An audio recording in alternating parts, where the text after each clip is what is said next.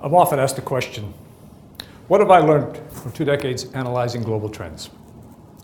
The answer is simply this. The world is changing, has changed in ways that most people don't realize or truly appreciate. Most obviously, there's been a sea change in the business environment. The old certainties are going or gone.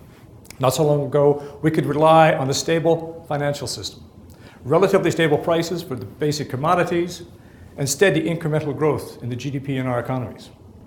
Not anymore. We've entered a dangerous period of instability, a high-altitude zone for business that we're describing as the age of volatility.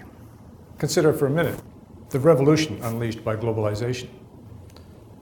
Of course, on the whole, globalization has been very positive. The rise of the BRICS has increased the size and the scale of all markets, increasing demand across the board.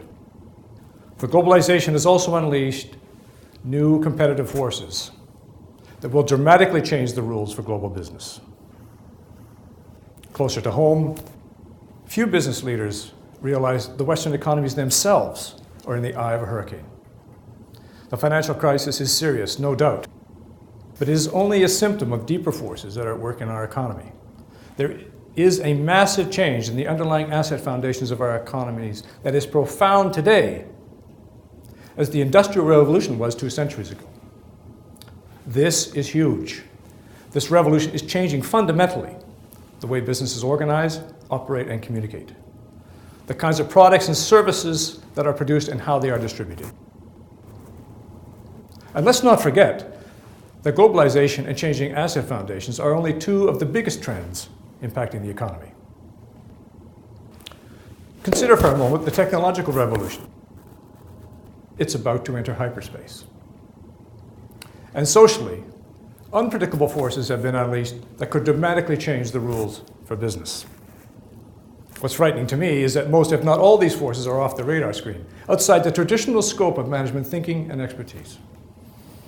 So you do the math. Many business leaders will be caught unaware when the next crisis comes, seemingly out of left field. The bottom line, don't you get caught off guard, unaware or unprepared. You need to meet this challenge with a new mindset, new way of thinking. To be successful in the future, they need to be more like an Everest team pushing for the summit, equipped with a high-altitude mindset, stronger, more resilient teaming, and much better preparation than in the past. Now, understanding all of this has been my life's work. It is my passion. When I engage with business leaders and see the growth of their strategic point of view, of course, it's very satisfying to me. But the big payoff for me is to see the emergence of a truly strategic organization and to know that I've made a meaningful contribution to the individuals and the enterprise.